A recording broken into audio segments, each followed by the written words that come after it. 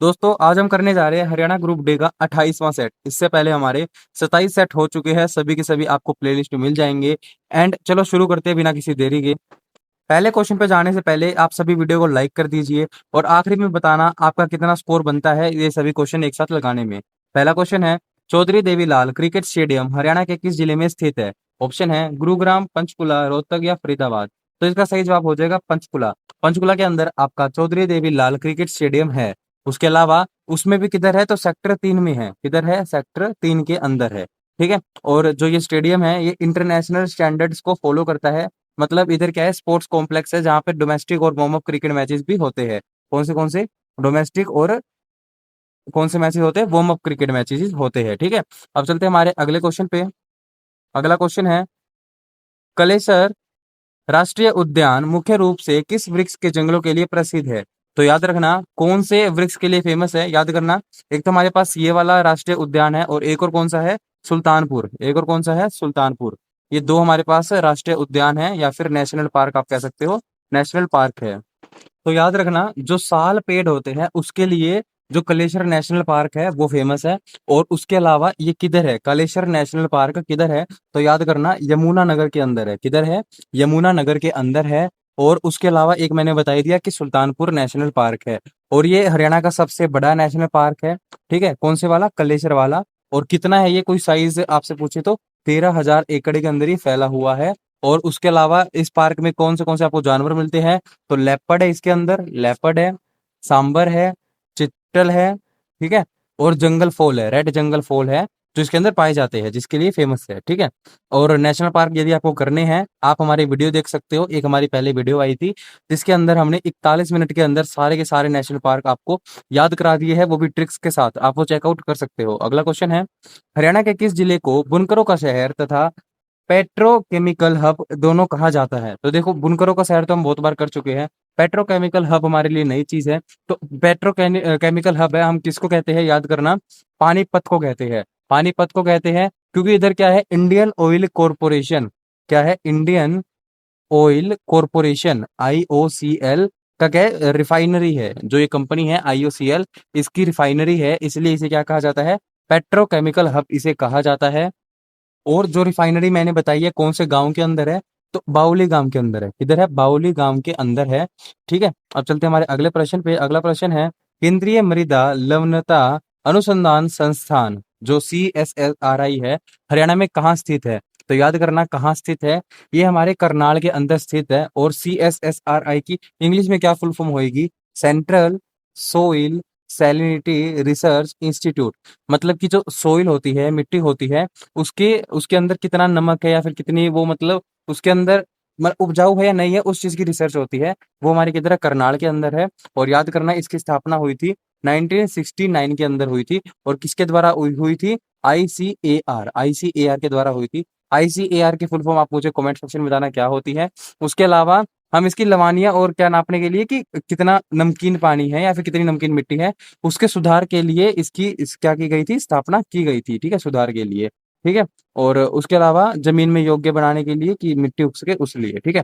अगला प्रश्न अपना है 5वां। यदि आप यहाँ तक वीडियो देख रहे हो तो सबसे पहले लाइक कर दो और आखिरी में अपना स्कोर जरूर बताना। अगला क्वेश्चन है, हरियाणा के मेवात जिले का वर्तमान में क्या नाम है?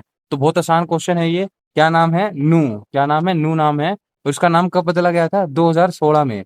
2016 में इसका नाम बदल के नू कर दिया गया था। और इसका मुख्यालय नू सिटी में ही स्थित है, इसलिए नू नाम है। एंड इसके साथ ही गुरुगांव का नाम क्या कर दिया गया था? गुरुग्राम कर दिया गया था। आपको पता होगा गुरुग्राम है नाम। ठीक है। ये चीज भी आप याद रखना, पहले क्या था? गुड़गांव था।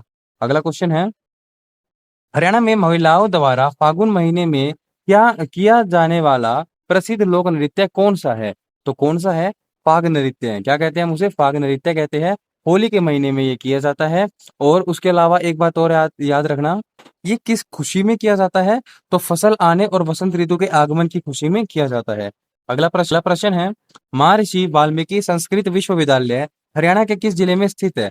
तो याद करना कौन सी वाली यूनिवर्सिटी है ये? MSU के, सॉरी के नहीं है, MSU है।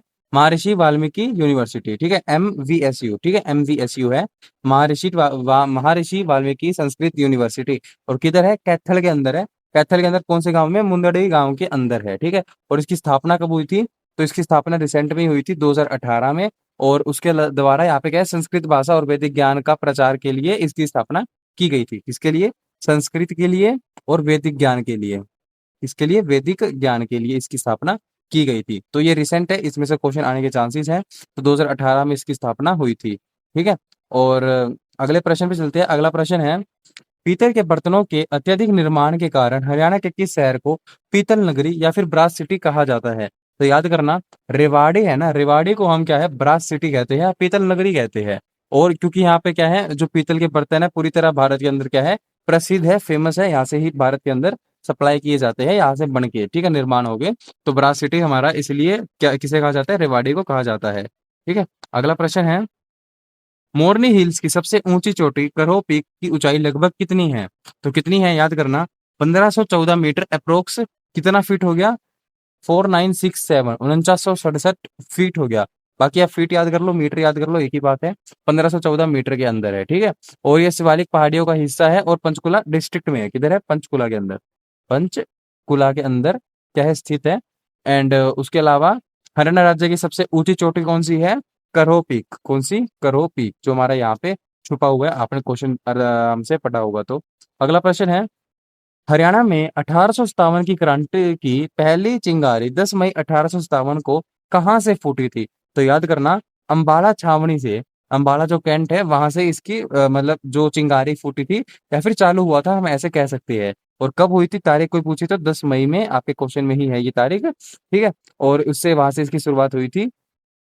और उसके अलावा आगे वाले क्वेश्चन भी चलते हैं। अगला क्वेश्चन है, सम्राट हर्षवर्धन का संबंध किस प्राचीन राजवंश से था? तो याद करना, पीयूष भूति राजवंश, ठीक है।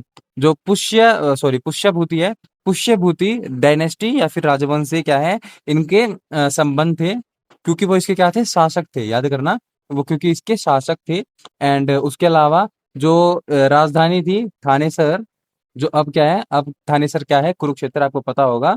और जो बाद में क्या है, कनौज शिफ्ट हो गई थी। कहाँ शिफ्ट हो गई थी? कनौज के अंदर शिफ्ट हो गई थी। एंड अब चलते हैं हमारे अगले प्रश्न पे। अगला प्रश्न है, Panipat thermal power station PTPS Haryana में कहाँ स्थित है? तो याद करना, कहाँ स्थित है, ये हमारे आसंद या फिर मातलोदा, बेसिकली पानीपत के अंदर हमारा पीटीपीएस जो पानीपत का थर्मल पावर स्टेशन है वो स्थित है। और उसके अलावा कौन से गांव के अंदर है? तो दो गांव के अंदर फैला हुआ है, असन या फिर मातलोड़ा गांव के अंदर फैला हुआ है, ठीक है। आपको ये इधर दिख रहा होगा। एंड इसकी स्थापना कब हुई थी? 1979 के अंदर इसकी स्थापना हुई थी। और इसकी उत्पादन क्षमता कितनी है? 920 मेगावाट। कितनी है? 920 मेगावाट है।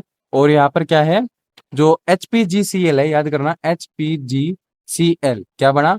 Haryana power generation corporation limited है, वो उसके द्वारा इधर संचालित संचालित किया गया है, ठीक है। अगले प्रश्न पे चलते हैं। प्रसिद्ध शेख चिल्ली का मकबरा किस मुगल सम्राट के शासन काल में निर्मित हुआ था? तो याद करना, शाहजहां के टाइम पे इसका क्या है, शासन काल के दौरान ये क्या है, निर्मित हुआ था, ठीक है। और उसके अलावा आपको पता होगा किधर है, थानेसर में। ये क्वेश्चन हम पहले भी कवर कर चुके हैं, थानेसर वाला। और उसके अलावा ये जो शेख चिल्ली है वो गुरु थे, किसके गुरु थे? शाहजहां के बड़े बेटे के गुरु थे, जिनका नाम क्या था? दरा, याद करना, दरा शिको, दरा शिको नाम था। ये क्वेश्चन हम पहले भी कर चुके हैं। अगला प्रश्न है, ऐतिहासिक धार्मिक स्थल पुंडरिक सरोवर या फिर पुंडरी हरियाणा के किस जिले में स्थित है? तो याद करना, हरियाणा के कैथल जिले के अंदर जो धार्मिक स्थल है पुंडरिक सरोवर या पुंडरी स्थित है, ठीक है।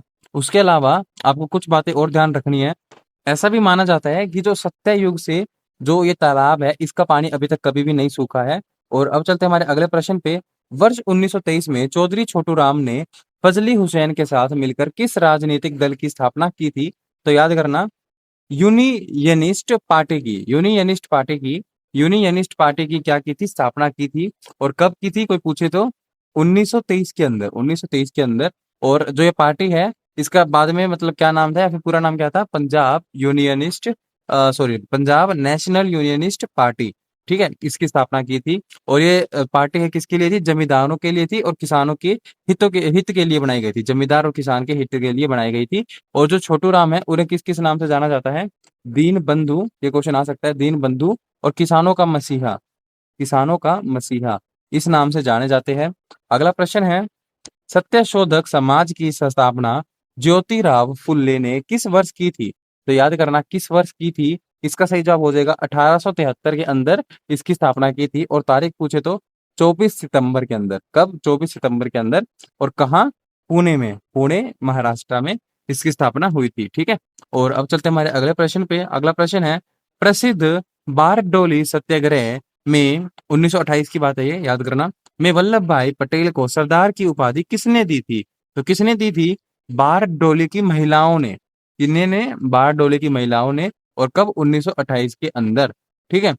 तो आपका बहुत इंपॉर्टेंट क्वेश्चन है ये, बहुत इंपॉर्टेंट क्वेश्चन है। तो इसका कुछ लोग आंसर महात्मा गांधी या जवाहरलाल नेहरू सोच सकते हैं, इसीलिए। ठीक है। और ऐसा क्यों हुआ था? ये आंदोलन गुजरात के बारडोली में किसानों ने किया था। कहाँ? बारडोली में किसानों ने किया था। और क्योंकि ऐसा क्यों किया गया था? क्योंकि वो 30% जो बढ़ा था, उनके ऊपर इंटरेस्ट बढ़ाया गया था, उसके खिलाफ इन्होंने ये चालू किया था। और सरदार वल्लभ भाई पटेल जी के प्रयास के कारण जो ये वृद्धि है, इन्हें 6.03% कर दिया गया था। ठीक है। अब चलते हैं हमारे अगले प्रश्न पे। प्रसिद्ध स्वतंत्रता सेनानियों द्वारा गदर पार्टी की स्थापना वर्ष 1913 में कहाँ की गई थी? कहाँ की गई थी? सैन फ्रांसिस्को, यूएसए के अंदर की गई थी। और इसकी तारीख क्या है? 15 जुलाई, 15 जुलाई 1913। ठीक है। इसके अंदर इसकी स्थापना की गई थी। और जो इसके मुख्य संस्थापक थे, याद करना, मुख्य संस्थापक कौन थे? याद करना, लाला हरदयाल, लाला हरदयाल, सोहन सिंह, ठीक है, और भागना इनका पूरा नाम है। ठीक है। तो इन्होंने क्या इसकी स्थापना करी थी। और जो सोहन सिंह भागना है, सोहन सिंह भागना, वो क्या थे? इनके पहले प्रेसिडेंट थे, फर्स्ट प्रेसिडेंट थे। ठीक है। अब अगले प्रश्न पे चलते हैं। स्वामी दयानंद सरस्वती के बचपन का मूल नाम क्या था? तो याद करना, उनका मूल नाम मूल शंकर था। ठीक है। स्वामी दयानंद सरस्वती के बचपन का मूल नाम क्या था? मूल शंकर था। ठीक है। और मूल शंकर तिवारी, मतलब आप पूरा नाम कह सकते हो। और इनका जन्म कब हुआ था? इनका जन्म 1824 में हुआ था। इंपॉर्टेंट क्वेश्चन है, 1824 में हुआ था। और कहाँ हुआ था? टंकारा में। कहाँ हुआ था? टंकारा में हुआ था, जो गुजरात में है। ठीक है। और इन्होंने आर्य समाज की स्थापना करी थी। देखो इसलिए इंपॉर्टेंट है, आर्य समाज की स्थापना 1875 के अंदर करी थी। ठीक है। अगले प्रश्न पे चलते हैं। प्रसिद्ध हड़प्पाकालीन नगर मोहनजोदड़ो की खोज 1922 में किसने की थी? तो याद करना, राखालदास बनर्जी ने मोहनजोदड़ो की खोज 1922 में की थी। ठीक है। किन्होंने की थी? राखालदास बनर्जी ने की थी। ठीक है। और ये पाकिस्तान के अंदर है, जो मोहनजोदड़ो जो दड़ो है, पाकिस्तान के अंदर सिंध प्रांत में लड़काना डिस्ट्रिक्ट में है। ठीक है। सिंधु नदी के तट पर है। ठीक है। ये क्वेश्चन हमने पहले भी कवर कर रखा है। और उसके अलावा अब आगे चलते हैं। अगला क्वेश्चन है, गौतम बुद्ध को ज्ञान की प्राप्ति या फिर इनलाइटमेंट किस स्थान पर हुई थी? तो इसका सही जवाब है बोध गया। बोध गया के अंदर हुई थी। ठीक है। और बोध गया आप सभी को पता होगा किधर है? बिहार के अंदर है। किधर है? बिहार के अंदर है। और उसके अलावा पीपल वृक्ष के नीचे प्राप्त हुई थी। किधर? पीपल वृक्ष के नीचे। ठीक है। और उसके अलावा ज्ञान प्राप्ति के बाद उन्हें बुद्ध, द एनलाइटेंड वन कहलाने कहलाने लगे, मतलब उनका नाम पड़ गया बुद्ध। ठीक है, बुद्ध। अगला क्वेश्चन है, पानीपत की पहली लड़ाई जो 1526 में हुई थी, दूसरी लड़ाई कब हुई थी? आप मुझे कमेंट सेक्शन में बताना। ठीक है। अगला है, मतलब आगे है, में बाबर ने किस दिल्ली सल्तनत के शासक को हराया था? तो याद करना, किस शासक को हराया था? इब्राहिम लोदी को हराया था। ठीक है। और 21 अप्रैल को हुई थी ये, 21 अप्रैल 1526 को हुई थी। ठीक है। और दिल्ली सल्तनत के लॉर्ड डायनेस्टी के शासक थे इब्राहिम लोदी, ये बात भी याद करना। क्या थे? दिल्ली सल्तनत के शासक थे। ये चीज आपके क्वेश्चन में भी है। अब चलते हैं आगे। आगे क्वेश्चन है, प्रसिद्ध ग्रैंड ट्रंक रोड, जिसे हम जीटी रोड भी कहते हैं, उसका निर्माण किस मध्यकालीन शासक ने कराया था? तो ये क्वेश्चन हम पहले भी कर चुके हैं, बहुत पहले। तो किसने कराया था? याद करना, शेर शाह सूरी ने। शेर शाह सूरी ने कराया था। और कब कराया था? तो 16वीं शताब्दी में, 16 सेंचुरी में करवाया था। और जो ये रोड है, सोनर गांव, याद करना, सोनर गांव बांग्लादेश के पेशेवर पाकिस्तान तक बनी हुई थी। ठीक है। जो सोनर गांव है बांग्लादेश के अंदर, वहां से लेके पेशवर पाकिस्तान तक, पेशवर जो पाकिस्तान के अंदर है वहां तक बनी हुई थी। और जो शेर शाह सूरी है उन्होंने सूरी डायनेस्टी की, किसकी? सूरी डायनेस्टी की स्थापना की थी। ये चीज भी याद करना, बहुत काम की चीज है। अगला प्रश्न है, ये आपके साइंस के क्वेश्चन आ गए। अब थोड़ी सी स्पीड को ज्यादा करेंगे, जिससे हम जल्दी जल्दी सारे क्वेश्चन कर पाए। ठीक है। तो ये क्वेश्चन हम पहले कर चुके हैं। प्रेशर की एसआई मात्रक यूनिट क्या है? तो याद करना पास्कल इसका सही जवाब हो जाएगा। पास्कल एसआई यूनिट है जिसे हम पीए से दर्शाते हैं। और प्रेशर का फॉर्मूला क्या होता है? Force upon area. क्या होता है? फोर्स अपॉन एरिया होता है। और जो एक पास्कल होता है पीए, वो किसके बराबर होता है? एक newton upon metre raise to the power second. ठीक है, तो ये फॉर्मूला होता है, या फिर आप कह सकते हो एक यूनिट को ऐसे डिफाइन किया जाता है। अगला प्रश्न है, मानव शरीर में किस ग्रंथि को मास्टर ग्रंथि या फिर मास्टर ग्लैंड कहा जाता है? तो पिट्यूटरी ग्रंथि को कहा जाता है, जो आपकी गर्दन के पास होती है, सॉरी आपके ब्रेन के बेस के नीचे होती है। किधर होती है? बेस के ब्रेन के पास होती है, जो सभी दूसरी ग्लैंड को कंट्रोल करते हैं। ठीक है, गर्दन के पास तो अपना वो दूसरा और कुछ होता है, जो हम क्वेश्चन कल कर रहे थे। ठीक है, तो मीथेन गैस का रासायनिक सूत्र क्या है? तो याद करना, मीथेन गैस का रासायनिक सूत्र क्या है? CH4। क्या है? CH4। ठीक है, और इसे हम क्या कहते हैं? मार्स गैस भी कहते हैं। क्या कहते हैं? मार्स गैस भी कहते हैं। ठीक है, क्योंकि ये दलदले इलाकों में पाई जाती है। कहाँ पाई जाती है? दलदले इलाकों के अंदर पाई जाती है। और जो सीएनजी है, कंप्रेस्ड नेचुरल गैस, उसका मुख्य जो वो है जिससे बनती है, तो वो क्या है? मीथेन है। क्या है? मीथेन है। ये चीज भी याद करना। अगला प्रश्न है, विटामिन ए की कमी से मानव शरीर में कौन सा रोग होता है? तो याद करना, विटामिन ए की कमी से, जिसे हम रेटिनॉल कहते हैं, रेटिनॉल कैसे कहते हैं? विटामिन ए को, जो रासायनिक उसका केमिकल नेम आप कह सकते हो। तो क्या होती है? नाइट ब्लाइंडनेस होती है। नाइट ब्लाइंडनेस मतलब आपको रात को नहीं दिखता, रतौंधी हो जाती है, अंधेरे में नहीं दिखता, ऐसे कह सकते हो कि कम रोशनी में साफ दिखाई नहीं देता है। और क्या क्या खाने से विटामिन ए मिलता है? तो याद करना, कैरेट, पपाया, मिल्क, और विटामिन मतलब मिल्क से क्या होता है? विटामिन ए मिलता है। अगला प्रश्न है, एटमॉस्फेरिक प्रेशर मापने के लिए किस वैज्ञानिक यंत्र का उपयोग किया जाता है? तो याद करना, बैरोमीटर। बैरोमीटर का उपयोग किया जाता है, और ये कम हो जाएगा तो समझ जाना आपका तूफान आने वाला है बहुत तेज। ठीक है, अब चलते हैं हमारे अगले प्रश्न पे। अगला प्रश्न है, विद्युत धारा इलेक्ट्रिक करंट मापने के लिए किस यंत्र का प्रयोग किया जाता है? तो याद करना, एम मीटर का प्रयोग किया जाता है। ठीक है, अब चलते हैं हमारे अगले प्रश्न पे। ह्यूमन हार्ट में कुल कितने चैम्बर्स होते हैं? तो ये बहुत इंपॉर्टेंट क्वेश्चन है। ह्यूमन हार्ट में टोटल 4 चैम्बर होते हैं। 4 चैम्बर होते हैं, और 2 एट्रिया होती है, 2 एट्रिया होती है, 2 वेंट्रिकल होते हैं। वेंट्रिकल नीचे वाले होते हैं, आपको पता होगा। ठीक है, और जो राइट साइड में होते हैं, वो जो राइट साइड है, मतलब कि आप सीधे खड़े हो तो आप आगे देख रहे हो, तो आपकी जो राइट साइड है, मतलब जो आपका राइट हैंड है, उस तरफ आप देखोगे तो वहां से क्या होता है? डीऑक्सीजनेटेड ब्लड है, वो क्या होता है? आता है। और लेफ्ट साइड में से ऑक्सीजनेटेड ब्लड ब्लड रहता है। ठीक है, समझे कि राइट में तो आपका डीऑक्सीजनेटेड ब्लड है, और लेफ्ट में आपका ऑक्सीजनेटेड ब्लड है। आपको पता होगा, खून को पंप करने का काम किसका होता है? हार्ट का होता है। और जो हार्ट बीट है, उसे नापने के लिए किसका प्रयोग किया जाता है? स्टेथोस्कोप। ये इंपॉर्टेंट क्वेश्चन है, हमने आज तक नहीं किया। स्टेथोस्कोप का प्रयोग किया जाता है। ठीक है, अगला प्रश्न है, भारत का राष्ट्रीय गीत वंदे मातरम बंकिम चंद्र चट्टोपाध्याय ने के किस प्रसिद्ध उपन्यास से लिखा गया है? तो याद करना, आनंद मठ से लिखा गया है। ठीक है, आनंद मठ से, और 1882 में लिखा गया है। ठीक है, और इसके अलावा अब चलते हैं हमारे अगले प्रश्न पे। अगला प्रश्न है, वर्ल्ड हेल्थ डे प्रति वर्ष कब बनाया जाता है? तो याद करना, 7 अप्रैल को बनाया जाता है। अगला प्रश्न है, रक्षा अनुसंधान एवं विकास संगठन DRDO की स्थापना किस वर्ष हुई थी? तो याद करना, इसकी स्थापना 1958 में हुई थी। अगला प्रश्न है, फंडामेंटल राइट्स या फिर संविधान के भाग 3 में किस अनुच्छेद सीमा के अंतर्गत, मतलब किस अनुच्छेद सीमा के अंतर्गत आते हैं? तो याद करना, अनुच्छेद 12 से 35। ठीक है, अगला प्रश्न है, भारत की सबसे बड़ी मीठे पानी की प्राकृतिक झील कौन सी है? तो याद करना, जम्मू कश्मीर के अंदर है, बुलर लेक। ठीक है, बुलर लेक है, बुलर झील है। अगला प्रश्न है, ये आपका आ गया है प्रॉफिट एंड लॉस के क्वेश्चन, और ये क्वेश्चन देखो आज लेवल बढ़ा हुआ है, जैसे मैंने पिछली बार वादा किया था कि आपके क्वेश्चन मुश्किल आएंगे। तो क्या है, एक व्यक्ति ने एक वस्तु 800 की खरीदी और उसे 960 में बेच दिया, तो उसका लाभ प्रतिशत क्या है? तो आप देखोगे, 160 रुपए ज्यादा में बेचा 800 के, तो कितना लाभ प्रतिशत होगा? 0 से 0 गई, तो हमारा 20% लाभ प्रति आ चुका है। तो 20% आपका सही जवाब होगा। ठीक है, तो बहुत इजी क्वेश्चन है। अब चलते हैं हमारे अगले प्रश्न पे। मतलब इजी तो है, पर थोड़ा सा लेवल बढ़ गया है, उनसे तो बहुत आसान है, उनसे तो बहुत मुश्किल है। मतलब एक इसी काम को 10 दिन में, और भी उसी काम को 15 दिन में पूरा करता है, यदि दोनों मिलाकर काम करे तो उस दिन को कितने दिन में करेंगे? तो इसका सिंपल सा फॉर्मूला है। फॉर्मूला समझ आते तो वो लगाओ, या फिर सिंपल लिखो 10 15। अब दोनों का एलसीएम लो। एलसीएम मतलब कि हम मान रहे हैं उसने इतना काम किया है, 30 इसका एलसीएम है।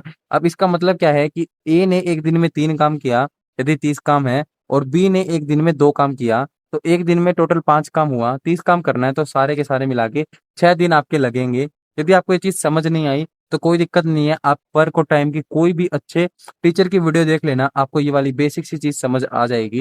या फिर इसका सिंपल सा फॉर्मूला भी मैं आपको दे सकता हूँ, पर इसका कोई फ़ायदा नहीं है कि वो चीज़ आपको फिर बाद में समझ नहीं आएगी। ठीक है? कि उसको समझ के बिना आप फॉर्मूला करोगे तो क्वेश्चन बदल गया, तो आपको दिक्कत हो सकती है।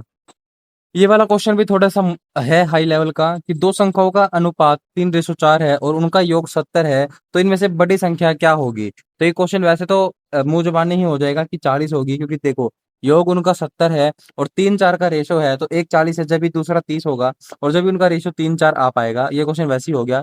या फिर आपको करना ही पड़े तो आप इसको 3x मानना और इसको 4x मानना, जिसका सम क्या है 70 है।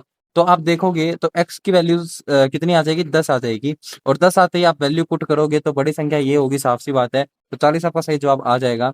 अगला प्रश्न है, 5 कॉन्सेक्यूटिव या फिर क्रमागत संख्याओं का औसत 20 है। इनमें से सबसे बड़ी संख्या कौन-सी है? तो याद करना, 5 संख्याओं का जो वो है एवरेज है वो 20 है, और वो एक साथ है। एक साथ है तो याद करना जो बीच वाली होगी, साफ-सी बात है, वो भी 20 ही होगी, ठीक है? तो उससे बड़ी नंबर, सबसे बड़ा नंबर कौन-सा होगा? तो इधर साफ-सी बात है 21 आ जाएगा, इधर 22 आ जाएगा। तो 22 आपका सही जवाब होगा। ठीक है? बहुत आसान क्वेश्चन था ये भी। अब चलते हैं हमारे अगले प्रश्न पे। अगला प्रश्न है अपने पास, एक ट्रेन 72 किलोमीटर घंटे की चाल से चल रही है, मीटर प्रति सेकंड में इसकी चाल क्या होगी? बहुत आसान क्वेश्चन। 72 मल्टीप्लाई 5/18, ठीक है? तो 18 आप सिंपल काट सकते हो, एक पे काटे तो कोई दिक्कत वाली बात नहीं है। 4 और 20 मीटर पर सेकंड अपना जवाब आ जाएगा। अब देखो 5/18 से ही क्यों किया, इसका मैं आपको बहुत आसान सा लॉजिक बताता हूँ। वीडियो थोड़ी-सी बड़ी होगी पर कोई बात नहीं। किलोमीटर से मीटर में जाते हैं, तो आपको पता होगा हम 1000 से क्या करते हैं? मल्टीप्लाई करते हैं, ठीक है? बड़ी से छोटी में जाते हैं, इसलिए हम मल्टीप्लाई करते हैं। एंड सेम विद घंटा, 1 घंटे में 3600 सेकंड होती है, इसलिए हम इसे भी मल्टीप्लाई करते हैं, ठीक है? तो हम उसे मल्टीप्लाई करेंगे तो साफ-सी बात है 1000 तो ऊपर मल्टीप्लाई करना पड़ेगा, क्योंकि वो ऐसे होता है ना, किलोमीटर अपॉन घंटा होता है। तो 1000 से हम मल्टीप्लाई करेंगे ऊपर, और नीचे भी मल्टीप्लाई करेंगे, ठीक है? नीचे ही मल्टीप्लाई करेंगे 3600 से, और यदि हम इसे काटेंगे 10/36 आएगा, जिसका मतलब 5/18 ही होता है। बहुत आसान क्वेश्चन है, ठीक है? अगला प्रश्न है, ए बी का भाई है, सी ए की माता है, डी सी का पिता है, तो ए डी का से क्या संबंध है? तो याद करना क्या संबंध है, वो उसका पोता लगेगा या फिर नाती लगेगा, ठीक है? ग्रैंडसन है। बहुत ईज़ी क्वेश्चन, आप करके देखना, आपका हो जाएगा। कि पढ़ते ही क्वेश्चन आ रहा है, ए बी का भाई है, सी ए की माता है, एंड डी सी का पिता है, तो इतना लंबा रिश्ता हो गया, साफ-सी बात है। डी इधर है आपका, और आपका ए इधर है, और वो आप डिस्टेंस तो ग्रैंडसन का ही आ रहा है, ठीक है? तो सिंपल सा क्वेश्चन है। 40 छात्रों की एक कक्षा में मोहन का स्थान ऊपर से 15वां है, तो नीचे से उसका स्थान क्या होगा? इतना आसान क्वेश्चन, इसका जवाब 24 होगा, कि हम बस 1 माइनस कर देते हैं, जिससे उसको वापस ना गिनना पड़े। सिंपल सी बात है। अगला प्रश्न देखते हैं। अगला प्रश्न होगा अपना, 1 सेकंड, सही बताया क्या मैंने वैसे? नहीं, 26वां होगा ना, 26वां होगा। क्योंकि हमारे पास सारा नंबर है, उसकी एक लेवल, एक जगह से नंबर है, और एक प्लस कर देंगे हम, ठीक है? तो आपका क्या आ जाएगा? 26 सही जवाब आ जाएगा। एक मैंने माइनस कर दिया था, पर प्लस होगा, कोई बात नहीं। आगे चलते हैं, आगे क्या है? यदि किसी कूट भाषा में फ्लावर को ये लिखते हैं और गार्डन को तो उसी कूट भाषा में क्या लिखेंगे? यदि आपने एक चीज़ नोटिस करी हो, तो हम एफ से क्या कर रहे हैं? एक आगे जा रहे हैं। ई, एफ, जी हो गया, एल का एम हो गया, तो जी का हमारा साफ है, एच हो जाएगा, ठीक है? तो ये गलत है। ए का बी हो जाएगा, ठीक है? आर का एस हो जाएगा, तो ये भी गलत हो जाएगा। डी का ई हो जाएगा, सही है। ई का एफ हो जाएगा, तो ए हमारा सही जवाब आ जाएगा। आगे चलते हैं, वीडियो थोड़ी-सी बड़ी हो गई। राहुल अपने घर से उत्तर की ओर 10 किलोमीटर चलता है, ठीक है? ये उसका घर है। फिर दाएँ मुड़कर 5 किलोमीटर चलता है, ठीक है? और फिर दाएँ मुड़कर 10 किलोमीटर चलता है। अब वह अपने प्रारंभिक स्थान से कितनी दूरी पर है? तो साफ-सी बात है 10 किलोमीटर की दूरी पर है, तो आपका सही जवाब हो जाएगा 10 किलोमीटर। आगे चलते हैं। आगे 1 सेकंड, आगे 1 सेकंड, अरे! उसकी क्या पूछ रहा है? अच्छा, तो अपने घर से कितनी दूर है? तो इधर अपना 5 आया था, 5 दूर है और पूर्व के अंदर है, ठीक है? तो 5 पूर्व है, तो हमने क्या किया था याद नहीं मेरे को, तो 5 किलोमीटर पूर्व आएगा। अगला है, सभी कुत्ते जानवर हैं, सभी जानवर भेड़िए हैं, सभी कुत्ते भेड़िए हैं, कुछ भेड़िए कुत्ते हैं। ये आपका सिलोगिज़्म का क्वेश्चन आ गया। ये कह रहा है सभी कुत्ते जानवर हैं, तो ये हमारा कुत्ते का बॉक्स है, और वो क्या है? जानवर है, और सभी जानवर भेड़िए हैं, सभी जानवर क्या है? भेड़िए हैं। अब ये पूछ रहा है कि सभी कुत्ते भेड़िए हैं, सभी कुत्ते भेड़िए हैं, तो हो भी सकता है, नहीं भी हो सकता, तो ये गलत होगा, क्योंकि पता नहीं है। और कुछ भेड़िए कुत्ते हैं, तो कुछ भेड़िए कुत्ते हैं, तो वो सही है, तो हमारा दूसरा कथन सही हो जाएगा। रुको, रुको, रुको, सब कुत्ते भेड़िए, अच्छा, अच्छा, भेड़िए कुत्ते नहीं है, कुत्ते भेड़िए है। तो ये भी सही होगा। तो पहला भी सही है, दूसरा भी सही है। तो पहला भी सही है, दूसरा भी सही है। मैंने भेड़िए कुत्ते समझ लिया था कि सभी भेड़िए कुत्ते हैं, कोई बात नहीं। सभी कुत्ते भेड़िए हैं क्योंकि सभी कुत्ते जानवर है और सभी जानवर भेड़िए है। तो अपना दोनों कथन सही हो जाएगा, ठीक है। तो अगला क्वेश्चन है, चरण धरत चिंता करत चितवत चारिहु और सुब्रन का ढूंढत फिरत कवि वह बिचारी चोर। इस पंक्ति में कौन सा अलंकार है? तो आप जैसे क्वेश्चन पढ़ोगे आपको समझ आ गया होगा। इसके अंदर श्लेष अलंकार का प्रयोग किया गया है क्योंकि इसके अंदर क्या है, जो आप देखोगे सुब्रन शब्द है उसके तीन तीन अर्थ है, अलग अलग अर्थ है। कवि के लिए अच्छे वर्ण है, व्याभिचारी के लिए सुंदर रूप है, रंग है, और चोर के लिए सोना या फिर गोल्ड है। आप देखोगे इधर चोर है ना, और इधर ये आप पढ़ोगे तो आपको समझ आ जाएगा। ये क्वेश्चन थोड़े से मुश्किल होते हैं अलंकार के, बस कोई बात नहीं, आप थोड़ी सी मेहनत करो या फिर आप यही पढ़ते रहोगे, आपको अंदाजा लगता रहेगा कि एक ही शब्द के बहुत सारे मतलब होते हैं, तो हम उसे श्लेष अलंकार कहते हैं, ठीक है। अगला प्रश्न है, पेड़ से पत्ता गिरा, इस वाक्य में पेड़ से कौन सा कारक है? तो पेड़ से आपको पता होगा, कर्ता ने कर्म को करण से, संप्रदान के लिए अपादान से, ठीक है। जैसे आप ये पढ़ोगे तो आपको समझ आ गया होगा करण कारक। इसके अंदर क्या है, करण कारक का प्रयोग हुआ है क्योंकि इसके अंदर क्या है, सेपरेशन दिखाई गई है, ठीक है। इसलिए क्या है, करण कारक इसका सही जवाब हो जाएगा। सॉरी सॉरी, देखो अपादान अपादान होता है उसके लिए, ओके ओके ओके। अपादान कारक होता है जो सेपरेशन के लिए होता है, मतलब करंट से वो होता है कि उसके यूज के थ्रू हुआ है, ठीक है, कोई बात नहीं। अपादान कारक इसका सही जवाब आएगा कि अलग दिखा रहा है तो अपादान आएगा, ठीक है, कोई बात नहीं, अपादान आएगा। आज तो यार एक दो क्वेश्चन गलत हो ही रही है मेरे से भी, कोई बात नहीं। अगला क्वेश्चन है, निम्नलिखित में से कौन सा शब्द तत्सम है? देखो यदि आपको तत्सम का मतलब नहीं पता तो तत्सम का मतलब क्या होता है, अ, तत्सम शब्द का मतलब है कि एक भाषा से, जैसे कि संस्कृत से कुछ शब्द उठाया और उसे उसी हिंदी भाषा में या फिर गुजराती भाषा में वैसे के वैसे यूज कर लिया। एक दो भाषा और होती है तो उसे हम तत्सम कहते हैं। तो कौन सा शब्द है वो? अग्नि है। अग्नि हमने संस्कृत से उठाया और उसे वैसे ही यूज कर लिया, और जो इसका तद्भव रूप है वो आग हो जाता है, ठीक है। ये बात आपको पता होगी। अगला प्रश्न है, choose the correct meaning of the given idiom burn the midnight oil. ये क्वेश्चन मैं आपके लिए छोड़ता हूँ, इसका मेरे को जवाब बताना कमेंट सेक्शन में। और अगला क्वेश्चन है, a person who always looks at the bright और positive side of things is called. उसे हम क्या कहते हैं? जो अच्छी चीज की तरफ देखते हैं तो उसे हम क्या कहते हैं? ये क्वेश्चन भी आपके लिए है, मैं बता देता हूँ। इन दो में से कोई एक होगा, मतलब ये दो नहीं होंगे, इन दो में से कोई एक होगा, ए या फिर डी में से। तो आपके लिए क्वेश्चन है, ये कमेंट सेक्शन में बताना इसका आंसर क्या होगा। एंड यदि आपने वीडियो को यहाँ तक देखा ही है तो लाइक कर देना, कमेंट में अपना सपोर्ट बताना और सब्सक्राइब कर देना। बाकी उसके साथ साथ जय हिंद जय भारत।